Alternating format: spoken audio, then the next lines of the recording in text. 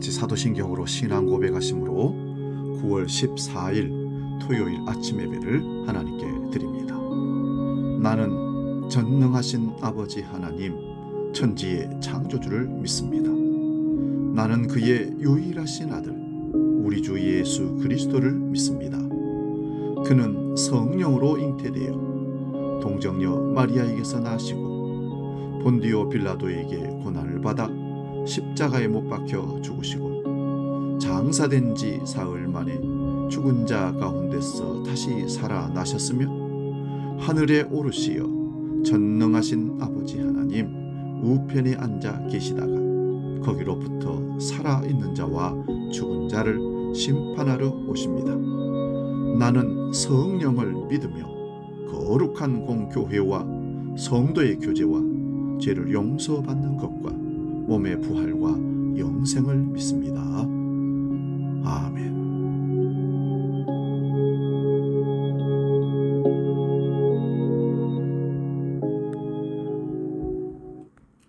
찬송가 461장 십자가를 질 수 있나 461장 함께 찬송합니다.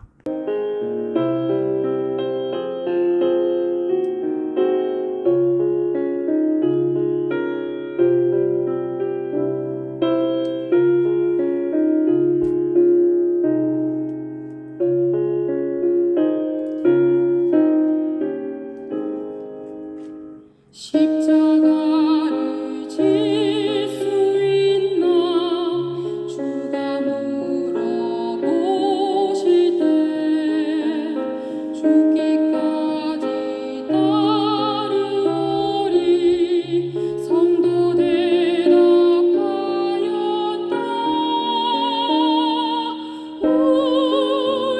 우리의 심령 주를 주님의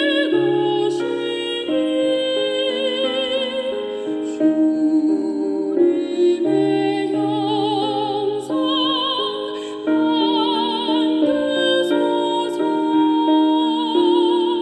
주 인도 따라 살아갈 동안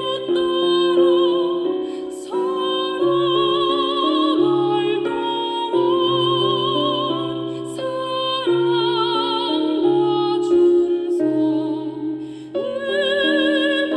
가지오리라.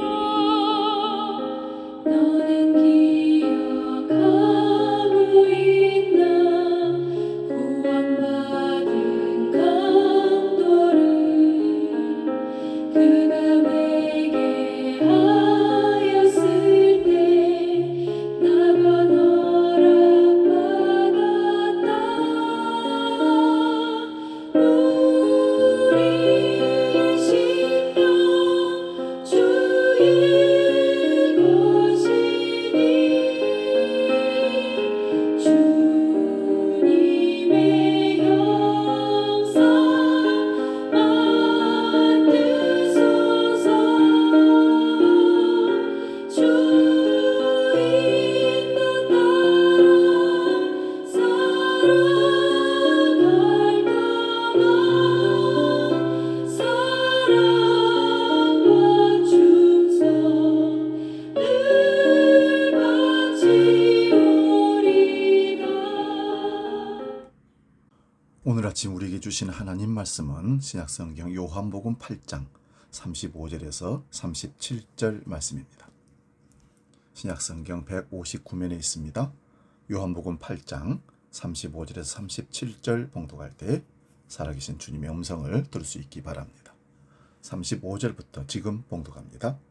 종은 영원히 집에 거하지 못하되 아들은 영원히 거하나니 그러므로 아들이 너희를 자유롭게 하면 너희가 참으로 자유로우리라.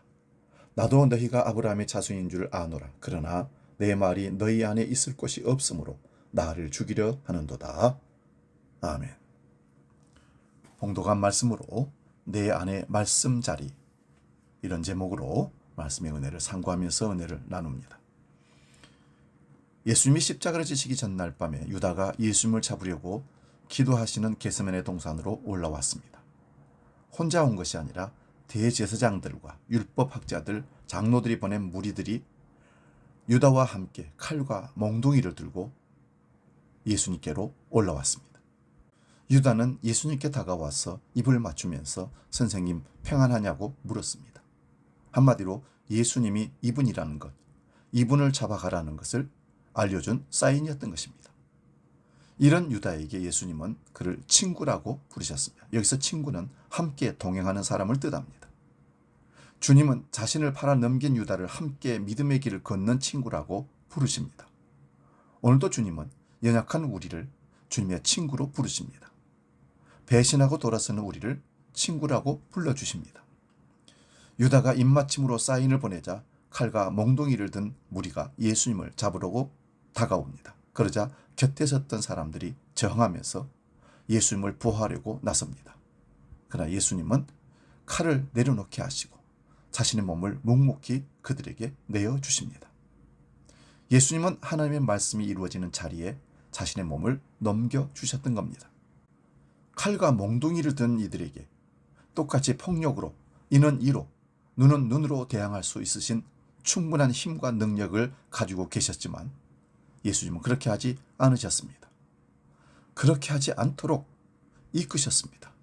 왜 그랬습니까? 이 겟세마네 동산의 고난과 십자가의 죽음의 길은 하나님의 말씀이 이루어지는 자리였기 때문입니다.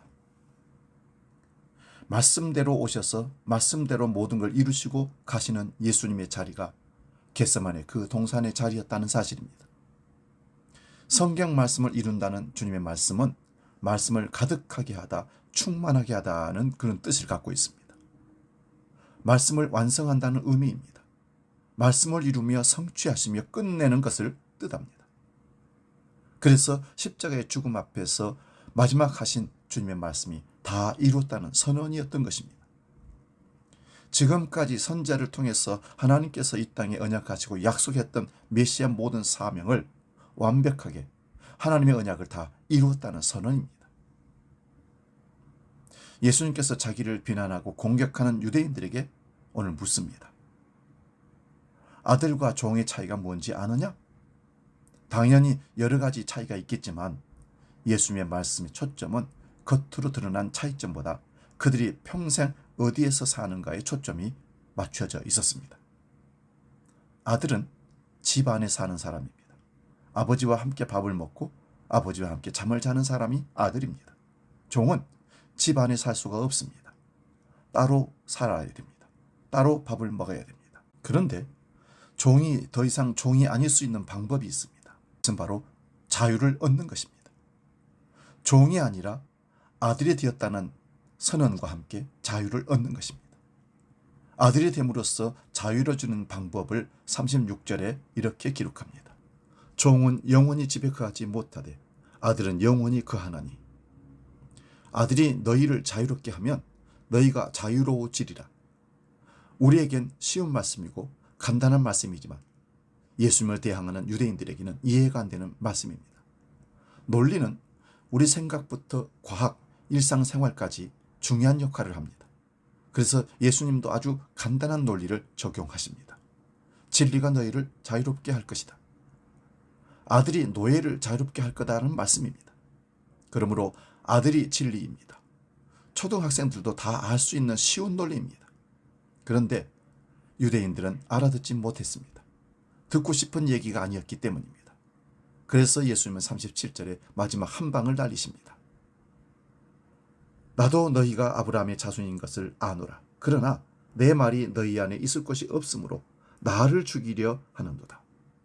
이것을 다른 말로 번역해서 읽어보겠습니다.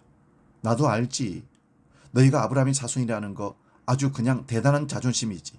그런데 너희에게 자유를 주는 건 그 자존심이 아니라 아들인 난데 너희는 나를 죽이려 하네? 이는 우리는 아브라함의 자손이다라는 유대인들의 자존심을 건드려서 그런 행동이 결국 예수님을 죽이려는 생각을 갖게 했던 것입니다. 사랑하는 여러분, 자존심은 예수님 말씀을 받아들이지 못하게 해서 주님 말씀이 우리 안에 없게 만드는 것입니다. 중요한 건 우리의 외적인 모습이 아니라 내 안에 말씀의 자리가 없는 것이 문제입니다. 물론 내 마음에 주님 말씀이 들어오지 못하는 이유 중에는 재물이나 출세에 대한 욕심도 있지만 그것이 전부는 아닙니다. 그런데 여러분, 우리의 부지런함 때문에도 주님 말씀이 내 마음에 들어올 수 없다는 생각도 해보시기 바랍니다. 예수 믿으면서 바쁘고 힘들게 살면 예수님 말씀이 내 마음속에 들어오지 않습니다. 또한 내가 이 정도로 착하게 사는데 라며 윤리적인 삶 때문에도 주님 말씀이 내 마음에 들어올 수 없도록 방해하는 경우가 많습니다.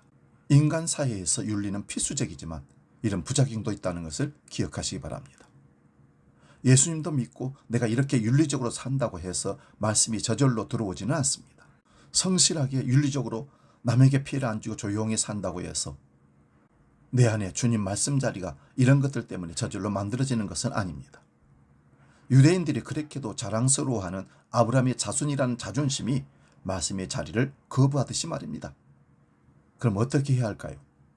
그 어떤 것도 네 안에 예수님의 말씀 자리를 빼앗을 수 없게 결단해야 합니다. 이것 때문에 치열하게 싸워야 하고 이를 악물고 살아야 합니다. 그렇게 주님 말씀 자리가 점점 내 안에 생기게 되면 그 말씀이 역사를 일으킬 줄로 믿습니다. 우리 마음에 주님의 말씀 자리가 주님 말씀으로 점점 더 충만해지는 저와 여러분 되시기를 주의 이름으로 축원드립니다.